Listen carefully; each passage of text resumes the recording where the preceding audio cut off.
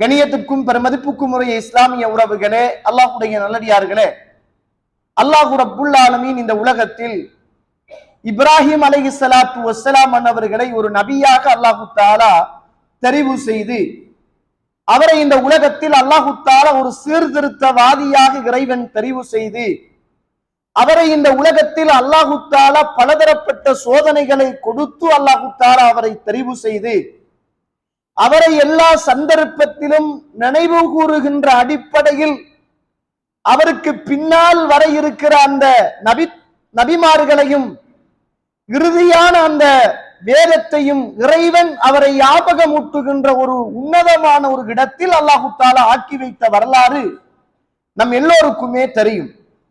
அல்லாஹு தஆலா இந்த உலகத்தில் நிறைய இடங்களில் நான் பொருந்திக் கொள்ளப்பட்ட மார்க்கமாக தீனுல் இஸ்லாம் இருக்கிறது அப்படின்னு அல்லாஹ் சொல்லுகிறான். நான் உங்களுக்கு மார்க்கத்தை தந்தேன், அந்த மார்க்கத்தை நானே உங்களுக்கு பூர்ணப்படுத்தினேன். வரதீது லக்குமுல் இஸ்லாம தீனா, நான் பொருந்திக் கொள்ளப்பட்ட ஒரு மார்க்கமாக உங்களுக்கு இஸ்லாத்தை நான் ஆக்கினேன் அப்படி என்று அல்லாஹு தஆலா அல் குர்ஆனில் சொல்லித் தருவதை பார்க்கிறோம். மார்க்கம் என்பது அல்லாஹ்வுடையது, மார்க்கத்தின் கட்டளை என்பது அல்லாஹ்வுடையது. அந்த மார்க்கத்தை யாரும் நினைத்ததை போல வாழ முடியாது. மார்க்கம் சொல்லுவதை போல வாழ்வதுதான் மனிதனின் கடமை. மனிதன் சொல்லுவதை போல மார்க்கம் இருக்குமாக இருந்தால் அது மார்க்கமாக இருக்காது, அது மதமாகத்தான் இருக்கும். கணியத்திற்குரியவர்களே, இப்படிப்பட்ட அல்லாஹு தஆலா இந்த உலகத்துக்கு தந்த இந்த மார்க்கத்தை நிறைய இடங்களில் என்னுடைய மார்க்கம் அப்படி என்று பேசுகிற இறைவன் ஒரு சில இடங்களில் மில்லத்தை இப்ராஹிம், இப்ராஹிமுடைய மார்க்கம் அப்படி என்று சொல்கிறான். என்னுடைய மார்க்கம் என்று சொன்ன இறைவன் இப்ராஹிமுடைய மார்க்கம் என்று அல்லாஹ் தன்னுடைய மார்க்கத்தை இன்னொருவருடைய மார்க்கம் என்று அறிமுகப்படுத்துவதற்கான காரணம் என்ன? ஏன் அல்லாஹ் அப்படி சொல்ல வேண்டும்?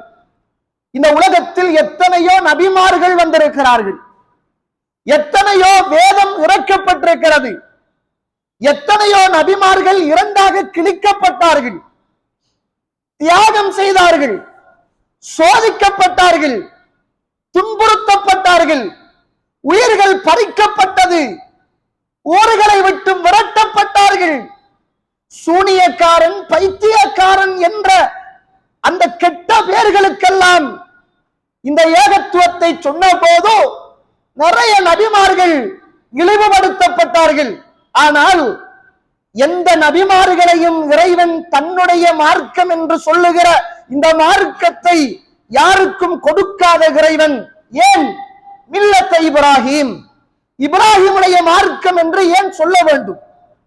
கணியத்துக்குரிய இஸ்லாமிய உறவுகளே, நபித்தோழர்கள் சொல்லுகிறார்கள், யுஅல்லிமுனா ரசூலுல்லாஹ் ஸல்லல்லாஹு அலைஹி வஸல்லம் இதா அஸ்பஹனா, அல்லாஹ்வுடைய தூதர் நாங்கள் காலை பொழுதை அடைந்தால் அந்த கால பொழுதிலே எங்களுக்கு அல்லாஹ்வுடைய தூதர் சில விஷயங்களை கற்றுத் தருவார்கள். அந்த காலையிலே ஓதுகிற ஒரு பிரார்த்தனையை ரசூலுல்லாஹ் எங்களுக்கு சொல்லித் தருவார்கள். அஸ்பஹனா அலா ஃபித்ரத்தில் இஸ்லாம், நாங்கள் இயற்கையான தூய்மையான மார்க்கத்தின் காலை பொழுதை அடைந்தோம். வகலிமத்துல் இஹ்லாஸ், தூய்மையான அல்லாஹ்வுடைய ஏகத்துவ வார்த்தை என்று சொல்லுகிற அந்த லா இலாஹ இல்லல்லாஹ் என்ற அந்த மார்க்கத்தில் நாங்கள் காலை பொழுதை அடைந்தோம். வசுன்னதி நபியினா முஹம்மத் ஸல்லல்லாஹு அலைஹி வஸல்லம், அல்லாஹ்வுடைய தூதர் முஹம்மத் ஸல்லல்லாஹு அலைஹி வஸல்லம் அவர்களுடைய வழிகாட்டல், அவர்களுடைய சுன்னாவின் அடிப்படையில் நாங்கள் காலை பொழுதை அடைந்தோம். வமில்லத அபீனா இப்ராஹிம் ஸல்லல்லாஹு அலைஹி வஸல்லம் ஹனீஃபன் முஸ்லிமன் வமா கான மினல் முஷ்ரிகீன், நாங்கள் எங்களுடைய தந்தை இப்ராஹிம் அலைஹிஸ்ஸலாம் ஒரு தூய்மையான, ஒரு துப்புரவான, ஒரு ஏகத்துவத்தில் உறுதியான அந்த மனிதரின் அந்த மார்க்கத்தில் நாங்கள் காலை பொழுதை அடைந்தோம். வமா கான மினல் முஷ்ரிக்கீன், அவர் முஷ்ரிக்கீன்களில் இருந்தும் அவர் தூய்மையானவர், அவர் துப்புரவானவர், அவர் ஹனீஃப், ஏகத்துவத்தின் உயிர் நாடி துப்புரவான மனிதர். இறைவனுக்கு முரணாக இந்த உலகத்தில் வணங்கப்படுகிற எந்த ஒரு கடவுளையும் அனுமதிக்காத ஒரு ஹனீஃப் முஸ்லிம், அவர் இறைவனுக்கு கட்டுப்பட்டவர். அல்லாஹு தஆலா அல் குர்ஆன் சூரத்துல் பக்கரா 2வது அத்தியாயம் 131வது வசனம், அல்லாஹ் இப்ராஹிம் அலைஹிஸ்ஸலாத்து வஸ்ஸலாம் அவர்களை பார்த்து சொன்னான். என்ன சொன்னான்? இப்ராஹிமே அஸ்லிம், நீங்கள் இஸ்லாத்தை ஏற்றுக்கொள்ளுங்கள், கட்டுப்படுங்கள் என்று சொன்ன போது இப்ராஹிம் அலைஹிஸ்ஸலாம் அஸ்லம்து லிரப்பில் ஆலமீன், நான் அல்லாஹ்வுக்கு முழுக்க கட்டுப்பட்டேன் என்றார். அல்லாஹ்வுக்கு நான் முழுக்க கட்டுப்பட்டேன் என்றார். இப்ராஹிம் அலைஹிஸ்ஸலாத்து வஸ்ஸலாம் அவர்களை அல்லாஹ்வுடைய தூதர் சொல்லுகிறார்கள், இன்று இரவு எனக்கு ஒரு பிள்ளை பிறந்தது. இன்று இரவு உலிதலி அல்லைலா உலாமுன், இன்று இரவு எனக்கு ஒரு மகன் பிறந்தார். அந்த மகனுக்கு நான் பெயர் வைத்தேன். என்னுடைய தந்தை இப்ராஹிம் அலைஹிஸ்ஸலாத்து வஸ்ஸலாம் அவர்களை ஞாபகப்படுத்தும் விதமாக எனக்கு பிறந்த பிள்ளைக்கு நான் இப்ராஹிம் என்று நான் பெயர் வைத்தேன் என்றார்கள் ரசூலுல்லாஹ் ஸல்லல்லாஹு அலைஹி வஸல்லம். யோசிச்சு பாருங்களேன் தோழர்களே, எவ்வளவு பெரிய செய்தி. எனக்கு ஒரு மகன் பிறந்தது இன்று இரவு, அந்த மகனுக்கு நான் பெயர் வைத்தேன். யாருடைய பெயரை வைத்தேன் தெரியுமா? இந்த உலகத்தில் இறைவனால் தெரிவு செய்யப்பட்ட அந்த இப்ராஹிம் அலைஹிஸ்ஸலாத்துடைய பெயரை அவருடைய ஞாபகார்த்தமாக எனக்கு பிறந்த பிள்ளைக்கு நான் இப்ராஹிம் என்று பெயர் சூட்டினேன் என்று ரசூலுல்லாஹ் ஸல்லல்லாஹு அலைஹி வஸல்லம் அவர்கள் சொன்னார்கள். கண்ணியத்திற்குரியவர்களே, அல்லாஹ் இந்த உலகத்துல எல்லா இடங்களிலும் ரசூலுல்லாஹோடு மார்க்கத்தோடு அவனுடைய மார்க்கத்தை மில்லத்த இப்ராஹிம், இப்ராஹிமுடைய மார்க்கம், அல்லாஹு தஆலா அல் குர்ஆனில இப்படி கேட்கிறான்.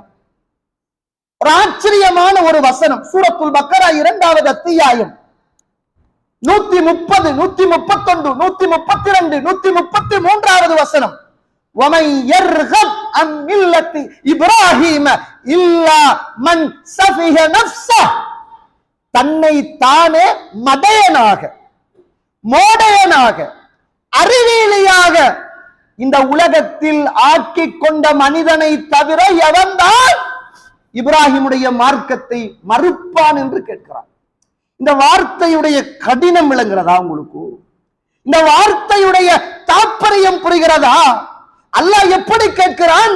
وَمَنْ يَرْغَبْ عَنْ مِلَّةِ إِبْرَاهِيمَ إِلَّا مَنْ سَفِهَ نَفْسَهُ, தன்னை தானே மோடையனாக்கி கொண்ட மனிதனை தவிர இந்த உலகத்தில் எவன்தான் இப்ராஹிமின் மார்க்கத்தை புறக்கணிக்க முடியும் என்று கேட்கிறார். இப்ராஹிம் அலைஹிஸ்ஸலாம் இந்த உலகத்தில் என்ன செய்தார்? சிலைகளை எதிர்த்தார், இறைவனை வணங்க வேண்டும் என்று பிரச்சாரம் செய்தார். இந்த உலகத்தில் இறைவனுக்கு இணை வைக்க கூடாது என்றார். அதனால் உலகம் எதிர்த்தது. எதிர்த்த போதும் ஊரையும் உலகத்தையும் வெறுத்து கொண்டு இறைவனின் பக்கம் முழுமையாக, தூய்மையாக, உறுதியாக இந்த உலகத்தில் இருந்தார். அதனால் அவருக்கு இந்த உலகத்தில் அந்த சமூகம் கொடுத்த மிகப்பெரிய தண்டனை, மிகப்பெரிய நெருப்பை மூட்டி ஊரை எதிர்த்த, ஊர் மக்கள் எதிர்த்த அந்த சிலைகளை எல்லாம் வணங்கக்கூடாது என்று பிரச்சாரம் செய்த அந்த மாமனிதரை மிகப்பெரிய ஒரு நெருப்பு குண்டிலே தூக்கி போடுவதற்கு அந்த அத்துணை சமூகமும் சக்திகளும் சார்ந்து சேர்ந்து முயற்சிகள் செய்கிறது. இப்ராஹிம் அலைஹிஸ்ஸலாம் நெருப்புக்குள் வீசப்படுகிறார்.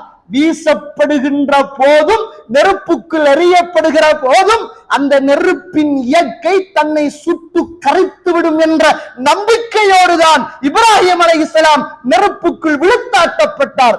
விழுந்த பிறகுதான் எரிகின்ற நெருப்பும், என்னை எரித்து விடுகின்ற நெருப்பும் இறைவனுடையது, அது இறைவன் சொன்னால்தான் அது எரிக்கும் இல்லை என்றால் அது குளிரையும் தரும் என்ற பாடத்தை இறைவன் அன்று நெருப்பில் வீசப்பட்ட இப்ராஹிம் அலைஹிஸ்ஸலாம் நெருப்பின் ஆழத்தை சென்றடைந்த போது, நெருப்பு என்பது அது இறைவனுடைய சக்தி, அவனுடைய கட்டளையின் அடிப்படையில் தான் இந்த நெருப்பால் சுடவும் முடியும், இந்த நெருப்பால் கூளை தரவும் முடியும் என்ற உறுதியான நம்பிக்கைக்கு அவர் சொந்தக்காரனாக மாறினார்.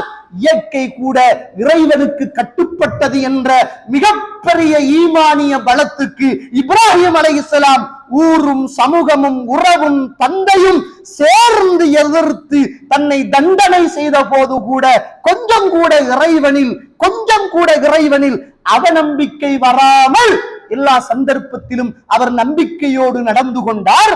முழு உலகமும் பார்த்து வெறுத்து, இந்த உலகத்தில் பார்த்து அத்தனை பேரும் ஆச்சரியப்படுகின்ற நெருப்பின் விதி என்பது சுகம், அந்த விதியையே மாற்றுகின்ற சக்தி இறைவனுடைய கரத்தில் உள்ளது என்பதை நெருப்புக்குள் வைத்து இறைவன் பாடம் போட்டினான். அதிலையும் அவர் சாதனை வீரனாக மாறினார். அல்லாஹு தஆலா அல் குர்ஆன் வஇது பித்தலா இப்ராஹீம ரப்புஹு பிகலிமாத்தின் ஃபஅத்தம்மஹுன்ன சூரத்துல் பக்கராவில் 124வது வசனத்தில் நாம் பலதரப்பட்ட சோதனைகளை கொண்டு இப்ராஹிம் அலைஹிஸ்ஸலாத்து வஸ்ஸலாம் அவர்களை நாம் சோதித்தோம். அத்தனை சோதனைகளையும் அவர் சாதனையாக ஆக்கினார். நமக்கு 1000 சோதனை வந்திருக்கும். நம்ம மில்லத்து என்பது, நம்முடைய மார்க்கம் என்பது, நம்முடைய இறைவன் என்பது, நம்முடைய பாதை என்பது, நம்முடைய சுன்னா என்பது, நம்முடைய இறை தூதர் என்பது கொச்சைப்படுத்தப்பட்டு போனாலும், விமர்சிக்கப்பட்டு போனாலும், அல்லது உதாசீனப்படுத்தப்பட்டு போனாலும், நமது கண்ணியம், நமது குடும்பம், நமது ஊர், நமது பள்ளிவாசல், நமது தலைமைகள் என்று நமக்கு மனச்சாட்சிக்கு விரோதமாகவே இந்த உலகத்தில் வாழுகின்ற மனிதர்களுக்கு மத்தியில் சுப்ஹானல்லாஹ் ஒரு தூய்மையான மனிதராக இறைவன் சொல்லுகிற போது ஹனீஃபன் முஸ்லிமன், ஒரு தூய்மையான துப்புரவான மனிதராக இந்த உலகத்தில் அவர் திகழ்ந்தார் என்பதை அல் குர்ஆன் படம் பிடித்து காட்டுகிறது. கண்ணியத்துக்குரிய இஸ்லாமிய உறவுகள், அப்படி என்றால் வமை யர்கப் அம் மில்லத்தி இப்ராஹீம இல்லா மன் சஃபிய நஃப்ஸா, தன்னை தானே மடையனாக்கி கொண்டவன். அப்படின்னா என்ன அர்த்தம்? இந்த உலகத்துல அல்லாஹ்வை வணங்காம அவுலியாக்களை வணங்கினால், அல்லாஹ் கிட்ட நம்பிக்கை வைக்காம கபருல நம்பிக்கை வைத்தான், இறைவனிடத்தில் பிரார்த்திக்க வேண்டியவர்கள் இறை நேசர்கள் என்று சொல்லுகின்ற அவுலியாக்களிடத்தில் அவர்கள் பிரார்த்தனை செய்தால், அவர்கள் எல்லாம் குர்ஆனின் பார்வையில், இறைவனின் பார்வையில், நான் சொன்னது அல்ல தோழர்களே, இந்த வார்த்தை நான் சொன்னது அல்ல, குர்ஆன் சொல்கிறது. இல்லா மன் சஃபிஹ நஃப்ஸா, தன்னை தானே மோடையனாக்கி கொண்டவன், தன்னை தானே ஒரு மடையனாக்கி கொண்டவன் என்று இப்ராஹிம் அலைஹிஸ்ஸலாத்துடைய சாதனைகளை கண்டு அல் குர்ஆன் பேசுகிறது. அதனால் இந்த உலகத்தில் எவன்தான் தன்னை தானே ஒரு அறிவியலியாக ஆக்கி கொண்டவனை தவிர இந்த மில்லத்தை இப்ராஹிமுடைய மார்க்கத்தை யார் புறக்கணிப்பார்? அதனால ரசூலுல்லாஹ் சொன்னாங்க, எந்த நபிமார்களில் இருந்தும் எனக்கு இந்த இபாதத் வந்தது என்று ரசூலுல்லாஹ் சொல்லல. சொன்னாங்க ரசூலுல்லாஹ், எனக்கு அல்லாஹ் இந்த உலகத்தில் இப்ராஹிம் அலைஹிஸ்ஸலாத்து வஸ்ஸலாம் அவருடைய மார்க்கத்திலிருந்து நிறைய சுன்னாக்களை அல்லாஹ் தந்தான் என்றார். ஹத்னா செய்வது இப்ராஹிம் அலைஹிஸ்ஸலாத்துடைய மார்க்கத்தில் இருந்து இந்த சமூகத்துக்கு கிடைக்கப்பட்ட மிகப்பெரிய சுன்னா. நகமட்டுவது இப்ராஹிம் அலைஹிஸ்ஸலாத்து வஸ்ஸலாம் அவருடைய மார்க்கத்திலிருந்து கிடைக்கப்பட்ட மிகப்பெரிய சுன்னா. மீசையை கத்தரிப்பது என்பது இப்ராஹிம் அலைஹிஸ்ஸலாத்து வஸ்ஸலாம் அவருடைய மார்க்கத்திலிருந்து கிடைக்கப்பட்ட மிகப்பெரிய சுன்னா.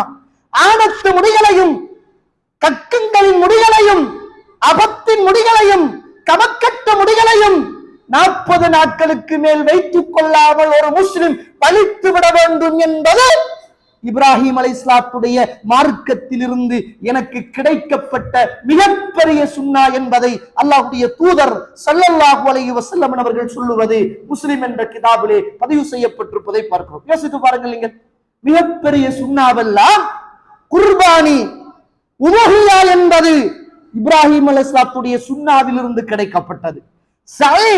சஃபா மர்வாவுக்கு மத்தியில் ஓடுவது என்பது இப்ராஹிம் அலைஹிஸ்ஸலாத்துடைய பாரம்பரிய குடும்பத்திலே இருந்து கிடைக்கப்பட்டது. ஹிஜ்ர இஸ்மாயில் என்ற அந்த காபாவை சுத்தி வளைத்திருக்கின்ற அதுக்குள் தொழுதால் காபாவுக்குள் தொழுவதற்குரிய சமனான நன்மை கிடைக்கும் என்ற அந்த செய்திக்கு வருவதற்கு காரணமாக இருந்தது. அது இப்ராஹிம் அலைஹிஸ்ஸலாத்து வஸ்ஸலாம் அவருடைய அந்த குடும்பத்தின் சுன்னாவிலிருந்து கிடைக்கப்பட்ட மிகப்பெரிய ஒரு சொத்து. ஜம்சம் நீர் என்பது அந்த குடும்பத்தின் சுன்னாவின் அடிப்படையில் நமக்கு கொடுக்கப்பட்ட மிகப்பெரிய ஒரு சொத்து. மகாமு இப்ராஹிம் என்ற அந்த இடத்தில் 2 ரக்காத்து தொழுவது என்பது ஒரு சுன்னா. அது இப்ராஹிம் அலைஹிஸ்ஸலாத்து வஸ்ஸலாம் அவர்களுடைய சுன்னாவில் இருந்து நமக்கு கிடைக்கப்பட்ட மிகப்பெரிய சொத்து. அதனாலதான் அல்லாஹ் தஆலா நீங்கள் எல்லோரும் இத்தபிஉ மில்லத்த இப்ராஹிம், இப்ராஹிமுடைய மார்க்கத்தை நீங்கள் பின்பற்றுங்கள் என்றார்.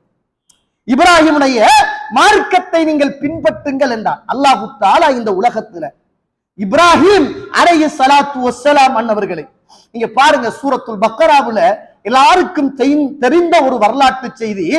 இப்ராஹிம் அலைஹிஸ்ஸலாத்து வஸ்ஸலாம் அவர்கள் அல்லாஹ் கிட்ட ஒரு கேள்வி கேட்கிறாங்க. என்ன கேள்வி தெரியுமா? நமக்கெல்லாம் இது ஒரு நபி கேட்பாரா அப்படின்னு தான் நம்ம யோசிப்போம். யா அல்லாஹ் கைஃப அரினி, எனக்கு காட்டு, துஹீல் மௌத்தா, மரணித்தவங்களை நீ எப்படி உயிர்ப்பிக்கிறாய்? நம்ம என்ன நம்புறோம்? அல்லாஹ் உசுர கொடுப்பான், உசுர எடுப்பான். சந்தேகம் வருமா? சந்தேகம் வராது. நம்புறோமா? நம்புறோம். மறுத்தா முஸ்லிமா காபிரா? காபிர். நமக்கு சந்தேகம் வந்துட்டோம்னா இஸ்லாத்துல இருக்க முடியாது. இப்ராஹிம் அலைஹிஸ்ஸலாம் கேட்கிறாங்க, கைஃப துஹீல் மௌத்தா, யா அல்லாஹ் மரணித்தவர்களை எப்படி நீ உயிர்ப்பிக்கிறாய் என்று எனக்கு காட்டு. அல்லாஹ் கேட்கிறான், அவலம் தூமி, உங்களுக்கு இன்னும் அதுல நம்பிக்கை இல்லையா? நான் மரணித்த மக்களை எல்லாம் மீண்டும் உயிர் கொடுத்து எழுப்புவேன் என்ற நம்பிக்கை இப்ராஹிமே உங்களுக்கு இல்லையா என்று கேட்கிறார். அப்ப இப்ராஹிம் அலைஹிஸ்ஸலாம் சொல்றாரு, அப்படியெல்லாம் இல்ல, லியத்மஇன்ன கல்வி, என் உள்ளம் அமைதி பெற வேண்டும். எனக்கு நம்பிக்கை, உன்னுல நம்பிக்கை இல்லாமையா அல்லாஹ்?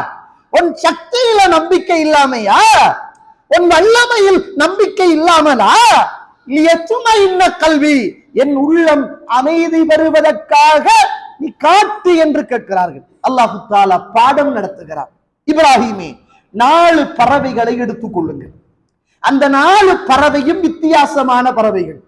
அந்த 4 பறவையையும் பாதுகாத்து நீங்களே வளர்க்க வேண்டும். 4 பறவைக்கும் நீங்களே பெயர் சுட்ட வேண்டும். 4 பறவைக்கும் நீங்களே உணவு கொடுக்க வேண்டும். 4 பறவைக்கும் நீங்களே பாதுகாப்பு கொடுக்க வேண்டும். 4 பறவைக்கும் நீங்களே அந்த உரித்தான மனிதராக நீங்கள் இருக்க வேண்டும். இந்த 4 பறவையும் உங்களுடைய பராமரிப்பில் வளர்க்கப்பட வேண்டும். வளர்க்கப்பட்ட பறவைகளை நீங்கள் அப்படியே எடுக்க வேண்டும். எடுத்த பறவைகள் 4ஐயும் நீங்கள் வளர்த்து, நீங்கள் உணவு கொடுத்து, நீங்கள் பாதுகாத்து, நீங்கள் வளர்த்த அந்த பறவையை உங்கள் கரத்தால் நீங்கள் அறுக்க வேண்டும். அறுத்த 4 பறவைகளையும், எல்லா பறவைகளையும் ஒன்றோடு ஒன்று நீங்கள் கலந்து விட வேண்டும். அந்த பறவைகளுடைய தலைகளை கையில் வைத்துக் கொள்ள வேண்டும். கலக்கப்பட்ட மாமிசங்களை எல்லாவற்றையும் 4 மலையடியில் சென்று 4 மலையில் நீங்கள் அந்த மாமிசங்களை வைக்க வேண்டும். வைத்த மாமிசங்களை எல்லாம் ஒவ்வொரு பறவையுடைய கழுத்தையும் கையிலே வைத்துக் கொண்டு அந்த பறவையுடைய பெயரை சொல்லி நீங்கள் அழைக்க வேண்டும். அழைக்கிற போது நீங்கள் அறுத்த, நீங்கள் வளர்த்த, நீங்கள் உணவு கொடுத்த, நீங்கள் காத்த அந்த பறவைகள் அத்துணையும் அந்த கழுத்துக்களோடு வந்து சேர்ந்து கொள்வதை நீங்கள் காண்பீர்கள் என்ற மிகப்பெரிய பாடத்தை அல்லாஹ் தஆலா இப்ராஹிம் அலைஹிஸ்ஸலாத்து வஸ்ஸலாம் அவர்களுக்கு கற்றுக் கொடுக்கிறார். இப்ராஹிம் அலைஹிஸ்ஸலாம் கேட்டது, மரணித்த மனிதர்களை எப்படி உயிர்ப்பிக்கிறாய் அப்படின்னு. அல்லாஹ்க்கு ஈஸியா ஒருவரை மௌத்தாக்கி உடனே அவருக்கு உசுர கொடுத்து ஹயாத்தாக்க அல்லாஹ்வுக்கு தஜ்ஜால் செய்வான். தஜ்ஜால் செய்வான். ஒருவரை கூப்பிடுங்க வாடாண்டு கொன்றுவார், எழும்பிடாண்டு எழுப்புவார். அப்ப எழும்பிடுவார். அதை பார்த்து காபிர்கள், முனாஃபிக்குகள் ஈமான இழந்து இஸ்லாத்தை மறந்து தஜ்ஜாலுடைய பக்கம் போயிடுவாங்க. ஆனா அது அது ஒரு தடவை தான். அல்லாஹ்வுக்கு எத்தனை தடவையும் 7. அதனாலதான் எரித்து சாம்பலாகி இந்த உலகத்தில் தன்னை கடலிலோ கரையிலோ கரைத்து விடுவீங்கள் என்று சொன்ன மனிதனை அல்லாஹ் நாளை மறுமையிலே எழுப்பிய வரலாறு நமக்கு ரசூலுல்லாஹ் சொல்லி. அல்லாஹ்க்கு எப்படி முடியும்? ஆனா அல்லாஹ் மிகப்பெரிய பாடத்தை இப்ராஹிம் அலைஹிஸ்ஸலாத்துக்கு சொல்லிக் கொடுக்கிறான். என்ன பாடம் தெரியுமா? நீங்கள் இப்ப இந்த மரணத்தை, இந்த ஹயாத்தை, இந்த உயிர்ப்பித்தல, இந்த உயிர் எடுத்தல, இந்த உயிர் கொடுத்தல நீங்க நம்புறதுல பின்னால மிகப்பெரிய ஒரு பாடத்தை உங்களுக்கு நான் படித்து தருகிறேன். ஏனென்றால் நீங்க ஆசைப்பட்டு நீங்க அல்லாஹ் கிட்ட பிரார்த்தனை செய்து நீங்கள் வயது போன காலத்தில் நீங்களும் உங்கள் மனைவியும் கொஞ்சி குழாகுவதற்காக வேண்டி இறைவனிடத்தில் மாத்திரம் கெஞ்சி கேட்ட அந்த பிள்ளையை எப்படி பறவையை வளர்த்து அறுப்பதற்கு உங்களுக்கு மனசு பழக்கப்படுகிறதோ, குழந்தையே இல்லாமல் இருந்த உங்களுக்கு இறைவனிடத்தில் மாத்திரம் பிரார்த்தனை செய்து இறைவன் தந்த அந்த இறை அருள் பிள்ளையை நீங்கள் அறுக்கின்ற ஒரு தியாகத்தை இப்போது உங்களுக்கு செய்வதற்குரிய சந்தர்ப்பம். இஸ்மாயில் அலைஹிஸ்ஸலாம் அவரோட பிள்ளை. நம்ம கோழி வளர்த்தாலோ புறா வளர்த்தாலோ கிளி வளர்த்தாலோ அறுத்து சாப்பிட மனசு வராது. அது வீட்டுக்குள்ள சுத்திச்சு, காலுக்குள்ள சுத்திச்சு, நான் வளர்த்த ஆட்டுக்கிடா, நான் வளர்த்த கோழி என்ற வீட்டுல நின்றது, எனக்கு வேணாம் என்று சொல்லிடுவோம். இப்ராஹிம் அலைஹிஸ்ஸலாத்துக்கு அல்லாஹ் தஆலா கொடுத்த மிகப்பெரிய பாடம் என்ன தெரியுமா? இந்த உலகத்துல நீங்க மிகப்பெரிய சோதனைக்கு உள்ளாக்கப்பட போறீங்க. இப்ப நீங்க வளர்த்து காத்து தண்ணி கொடுத்து பராமரித்த பறவையை நீங்க அறுப்பதை போல நீங்கள் இறைவனிடத்தில் கேட்டு பிரார்த்தனை செய்து உங்களுக்கு வயது போன காலத்தில் இறைவன் ஒரு குழந்தையை தந்திருப்பால் அந்த குழந்தையை அறுக்கின்ற ஒரு காலம் வர இருக்கிறது என்ற செய்தியை சூசகமாக அல்லாஹ் தஆலா இப்ராஹிம் அலைஹிஸ்ஸலாத்து வஸ்ஸலாம் அவர்களுக்கு ஒரு பாடத்தை நடத்துகிறார். அதனாலதான் தான் வளர்த்த பறவைகளை அறுத்து பழகிய இப்ராஹிம் அலைஹிஸ்ஸலாத்து வஸ்ஸலாம் அவர்களுக்கு அல்லாஹ்விடத்தில் தான் கேட்டு, தன் மனைவி கேட்டு, வானவரின் ஊடாக தான் பிள்ளை கிடைக்காது என்ற நிராசை அடைந்த காலத்தில் இறைவன் கொடுத்த பிள்ளையை இன்னி அரா ஃபில் மனாமி அன்னி அஸ்பஹுக ஃபன்துர் மாதா தரா. இப்ராஹிம் அலைஹிஸ்ஸலாம் தன் மகனை பார்த்து கேட்ட கேள்வி சூரத்து ஸாஃபாத் 102வது வசனம். மகனே, உங்களை அறுக்க கனவு கண்டேன், உங்களின் அபிப்பிராயம் என்ன என்று கேட்ட போது சுப்ஹானல்லாஹ், தந்தைக்கும் தாய்க்கும் கட்டுப்பட்ட அந்த ஒரு சிறந்த குழந்தை ஃபஸ்தபிமா துஅமர் சதஜிதுனி இன்ஷாஅல்லாஹ் மினஸ் சாபிரீன், என்னை நீங்கள் அறுத்து போடுங்கள், நாளை மறுமையில் என்னை எல்லாம் பொறுமையாளர்களோடு கண்டுகொள்வீர்களே என்று பேசிய அந்த சந்தர்ப்பத்திலும் சுப்ஹானல்லாஹ் இப்ராஹிம் அலைஹிஸ்ஸலாம் தான் வளர்த்து தான் ஆசைப்பட்டு தான் ஆசையோடு பெற்றெடுத்த குழந்தையை கூட இந்த உலகத்தில் இறைவன் சொன்னான் என்ற ஒரே ஒரு காரணத்திற்காக அறுப்பதற்கு துணிந்தாரே.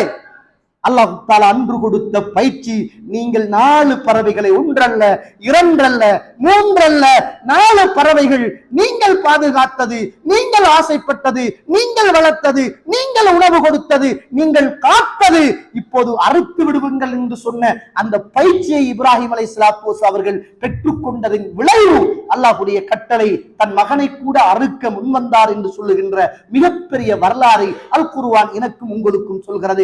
அதனாலதான் இந்த உலகத்துல எந்த நபிக்கும் தந்த பிள்ளைய அறுத்து பலியிடுகின்ற மிகப்பெரிய சோதனையை இறைவன் கொடுக்கவில்லை. ஆனால் அல்லாஹ் தஆலா அவருக்கு கொடுத்த மிகப்பெரிய சிறப்பும் கண்ணியமும் என்ன தெரியுமா?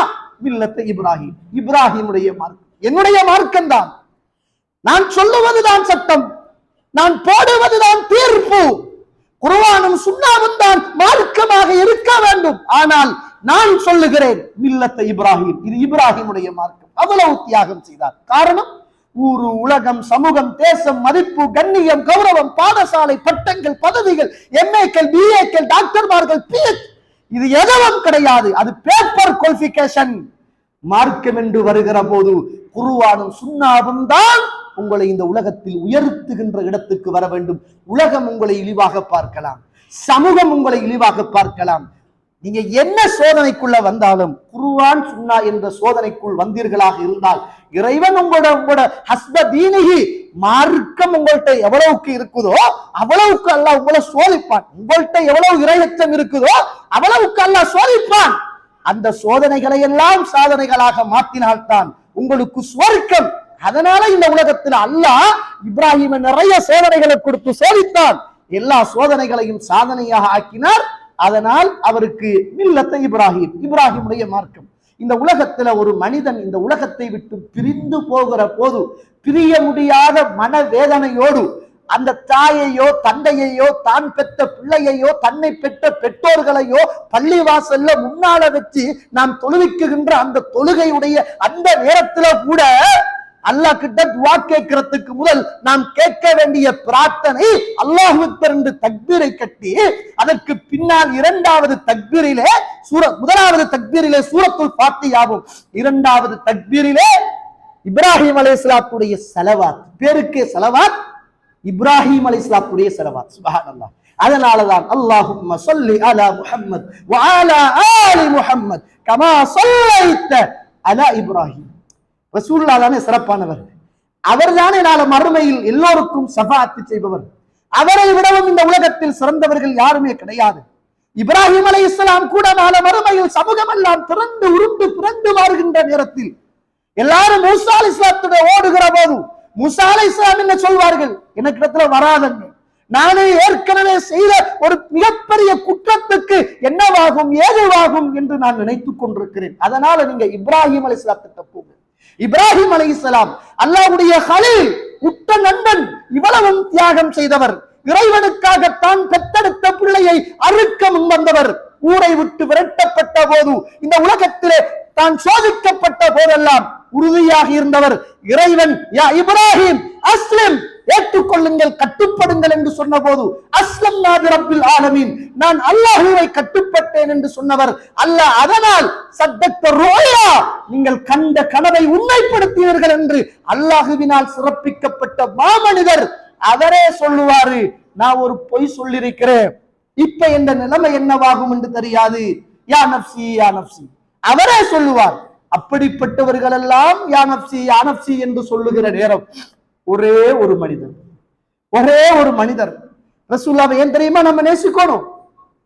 சுன்னாவை ஏன் தெரியுமா நம்ம பின்பற்றணும்? என்ன காரணம் தெரியுமா? மூசா அலைஹிஸ்ஸலாம் யா நப்சி, இப்ராஹிம் அலைஹிஸ்ஸலாம் யா நப்சி, ஈசா அலைஹிஸ்ஸலாம் யா நப்சி, ஷுஐப் அலைஹிஸ்ஸலாம் யா நப்சி, ஒவ்வொரு நபிமார்களும் யா நப்சி யா நப்சி. அந்த மறுமையுடைய நாளையில் ஒரே ஒரு ஆத்மா, நானும் நீங்களும் நேசிக்கின்ற முஹம்மத் ஸல்லல்லாஹு அலைஹி வஸல்லம் அவர்கள் மாத்திரம்தான் யா உம்மத்தி யா உம்மத்தி யா உம்மத்தி, யா அல்லாஹ் என் சமூகமே என்ற அழுகுரலுக்கு சொந்தக்காரராக அல்லாஹ்வுடைய தூதர் முஹம்மத் ஸல்லல்லாஹு அலைஹி வஸல்லம் அவர்கள் இருப்பார்கள்.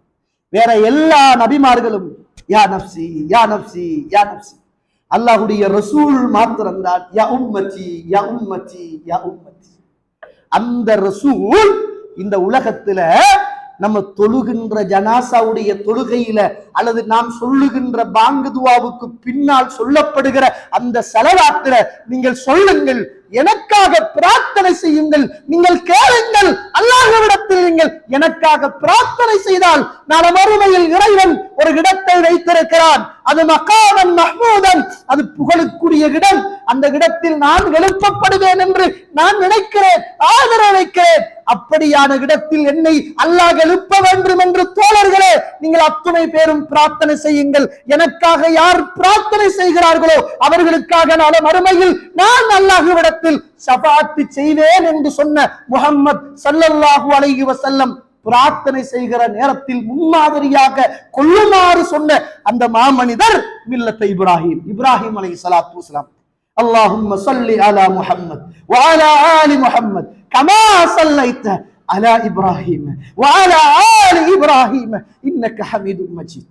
ரசூலுல்லாஹ் சொன்னாங்களே, யா அல்லாஹ் இப்ராஹிமுக்கும் அவருடைய குடும்பத்துக்கும் நீ அருள் செய்ததை போல முஹம்மத் ஸல்லல்லாஹு அலைஹி வஸல்லம் அவர்களுக்கும் அவருடைய குடும்பத்துக்கும் அருள் செய்யுமாறு நீங்கள் எல்லாம் அல்லாஹ் கிட்ட துஆ கேளுங்க என்று சொன்னாங்களே. மில்லத் அபீனா, எங்கட தந்தை இப்ராஹிம் அலைஹிஸ்ஸலாத்துடைய மார்க்கம் என்று ரசூலுல்லாஹ் ஸல்லல்லாஹு அலைஹி வஸல்லம் அவர்கள் சொன்னார்கள் என்பதை பார்க்கிறோம். எனவே கண்ணியத்துக்குரிய இஸ்லாமிய உறவுகளே, இந்த மிகப்பெரிய தனிச்சிறப்பை இந்த மண்ணுக்கு மேலே பெற்றுக்கொண்ட மிகப்பெரிய மாமனிதராக இப்ராஹிம் அலைஹிஸ்ஸலாம் தன்னுடைய மார்க்கம் என்று அவருடைய மார்க்கம் என்று அல்லாஹ்வே சொல்லுகின்ற அளவுக்கு இத்துணை தியாகங்களையும் செய்ததன் பிறகு இறைவன் அவருக்கு கொடுத்த மிகப்பெரிய ஒரு சாதனை என்பதை நானும் நீங்களும் புரிந்து கொள்ள வேண்டும். நானும் நீங்களும் நல்லவர்களாக வாழ்ந்து நல்லவர்களாக மரணித்து இந்த மார்க்கத்தில் உறுதியோடும் ஏகத்துவத்துக்கு எதிராக சாதனைகள் என்ன வந்தாலும் வேதனைகள் என்ன வந்தாலும் சொர்க்கத்துக்காக தாங்கிக் கொள்ளுகின்ற உயர்ந்த உள்ளத்தோடு வாழ்ந்து மரணிப்பதற்கு அல்லாஹ் எனக்கும் உங்களுக்கும் துணை செய்வானாக. வாஹர் தஅவானா அல்ஹம்துலில்லாஹி ரப்பில் ஆலமீன்.